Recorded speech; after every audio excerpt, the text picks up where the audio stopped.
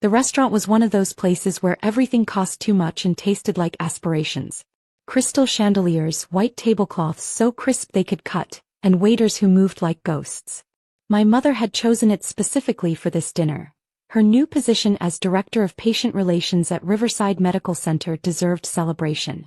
I'd driven myself here despite the chest pain that had been building all afternoon, my medication reminder chiming insistently as we were seated. "Emma, can you not?" My sister Vanessa hissed across the table as I pulled my pill organizer from my purse. "This is Mom's night. Do you always have to make everything about you?" I looked at her, this 26-year-old marketing coordinator whose biggest health crisis had been a sprained ankle from a yoga retreat. At 29, I'd become an expert at swallowing words along with the pills that kept my damaged heart functioning. "It's just medication, Vanessa," I said quietly, shaking out the beta blocker and AC inhibitor. "It's always something with you," my father added, not looking up from his menu. "First the fatigue, then the dizzy spells, now this heart thing. You know what I think? You like the attention." My mother reached across and patted his hand. "Richard, don't be harsh. Emma just needs to learn that not every little ache requires dramatics." She turned to me with that smile she'd perfected. "Honey, Dr. Morrison said it was probably just anxiety. Maybe if you exercised more like Vanessa." "Dr. Morrison is a general practitioner who sent me to a cardiologist," I interrupted, immediately regretting speaking. "There's that attitude," Vanessa said, rolling her eyes. "Gut, Emma. We're at a nice restaurant celebrating Mom's promotion. Can you go 5 minutes without talking about your imaginary health problems?" I felt the familiar tightness in my chest, the flutter that Dr. Chin had explained was my heart struggling against damaged valves and weakened muscle. The chest pain was real. The shortness of breath was real. The cardiomyopathy diagnosis was devastatingly real. But to my family, I was just Emma the drama queen, Emma who ruined every family event. The irony was almost funny. While they saw a hypochondriac, I was 3 months post-diagnosis with dilated cardiomyopathy and actively being evaluated for the heart transplant list. While they complained about my appointments, I was managing a condition with a 5-year survival rate that would horrify them if they'd bothered to ask. I'd been supporting myself since college, working remotely as a senior software architect for a medical device company, specifically cardiac monitoring systems. I made $180,000 a year designing equipment that might one day monitor my own failing heart, while my family assumed I was barely employed because I worked from home. "I saw you took another day off work last week," my father said. "If you're too sick to work consistently, maybe you need a less demanding job." I'd taken that day off for a cardiac catheterization to measure the pressures in my failing heart. I'd driven myself home afterward, lightheaded with a pressure bandage on my groin, and worked from my laptop that evening to hit a deadline. "I manage my schedule fine," I said, swallowing my pills with water. Vanessa ordered the most expensive steak and made a show of asking for extra salt. "Some of us don't have conditions that prevent us from enjoying life," she said with air quotes. The dinner continued. My mother talking about her prestigious new role, how she'd be working directly with the hospital's chief of cardiology. My father praised her ambition. Vanessa shared dating gossip. I existed at the table like a ghost they occasionally acknowledged to criticize. "You know, Emma," my mother said as our meals arrived, "I mentioned you to some doctors at the hospital. Told them about your anxiety and how you've convinced yourself you have heart problems." Dr. Richardson was sympathetic. He said young women often fixate on cardiac symptoms because of stress. He recommended meditation. My fork stopped halfway to my mouth. "You discussed my medical information with random doctors? Don't be dramatic. I was seeking advice for my daughter who needs help." She smiled. "Dr. Richardson is a psychiatrist. I think you should see him." "I have a cardiologist," I said, my voice flat. "Dr. David Chin. He's managing my actual heart condition." "Oh, Emma." My mother's voice carried that tone reserved for children who believe in fairy tales. "Every young woman thinks she has something serious when it's just stress. You need to stop this before you become a professional patient." I set my fork down, appetite gone. The chest tightness was increasing, stress-induced vasospasm on top of my already compromised cardiac function. I reached for my nitroglycerin tablets. "Jesus Christ, Emma." Vanessa exploded. "Are you seriously doing this right now? At Mom's celebration dinner? Can you not just be normal for once?" I'm taking my medication. You're being manipulative, my father cut in. This is emotional blackmail. Look at me, look at my pills, look at poor sick Emma. We're tired of it. The tables around us had gone quiet. People were glancing over but not with sympathy. They saw a young woman being dramatic, not someone struggling with a life-threatening illness. Maybe you should just go, my mother said softly, but her eyes were hard. If you're feeling so unwell that you need to make a scene, perhaps you should be home resting. I should have left then. But I was tired, bone tired in the way that comes from a heart that can't pump efficiently, from muscles that don't get enough oxygen, from living in a body that's betraying you while your family calls you a liar. I'm not making a scene, I said quietly. I'm just existing with a medical condition. There it is, Vanessa said triumphantly. The victim card. You play it so well, Em. That's when I heard the voice behind me. Excuse me. We all turned.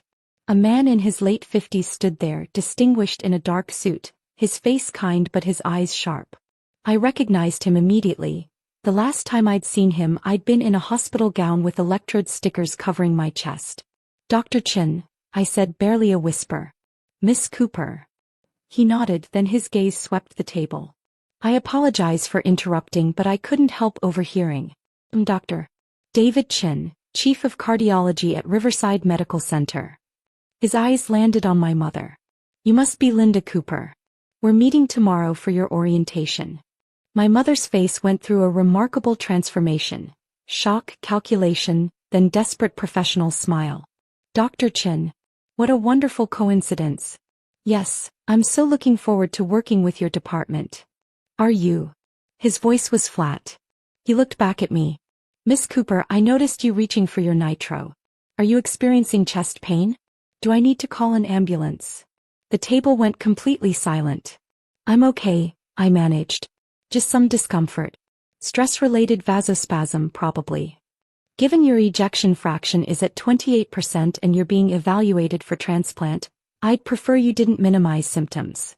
He said it conversationally, but every word landed like a hammer. Though I understand you've learned to downplay your condition.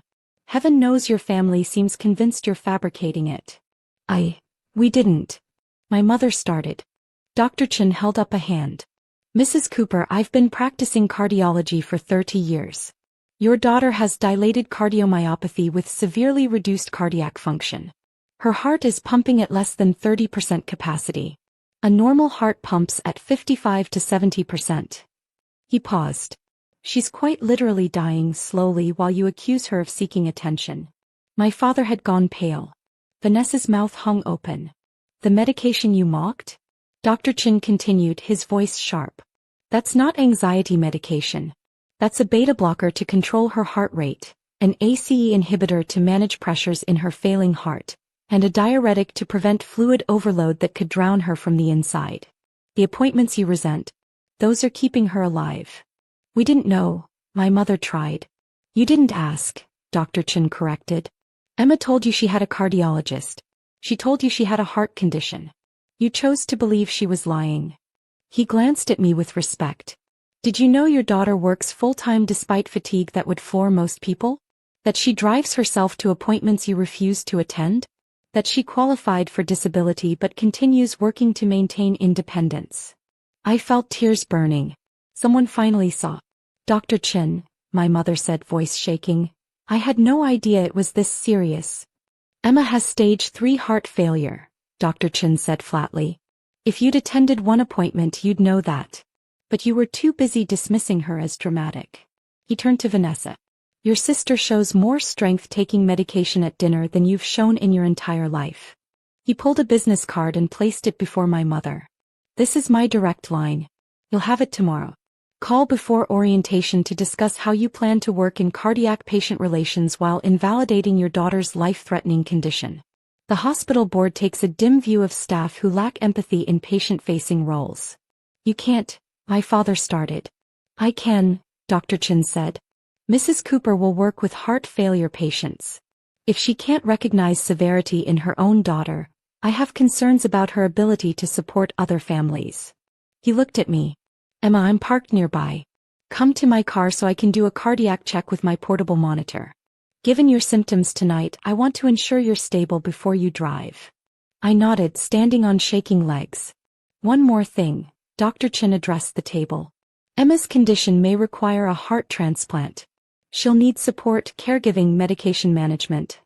He paused. Given tonight's display, I'll document that her family should not be listed as support or emergency contacts. He guided me away. Behind us, my mother started crying. The next day I woke to 17 missed calls and 43 texts.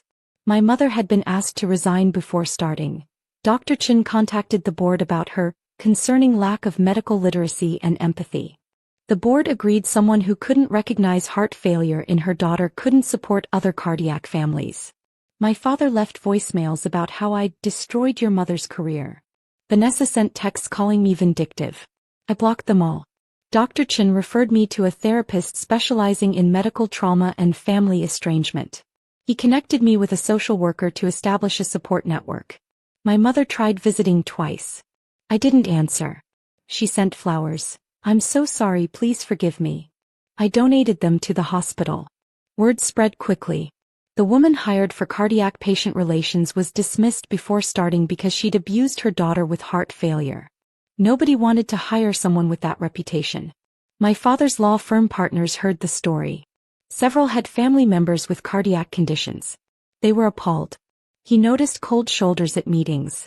Vanessa's workplace did sensitivity training after someone forwarded her posts to HR. She was passed over for promotion. 3 months later, my mother sent a final email.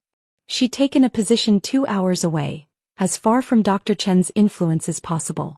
My father wrote the family was disappointed in how I'd handled things. I didn't respond. My new support system: 2 work friends, a neighbor who drove me to appointments, and a support group for heart failure patients under 40.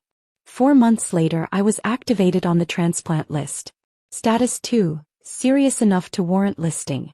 My emergency contact was Josh from work. My post-transplant caregiver was a professional advocate Dr. Chin recommended. My family wasn't informed.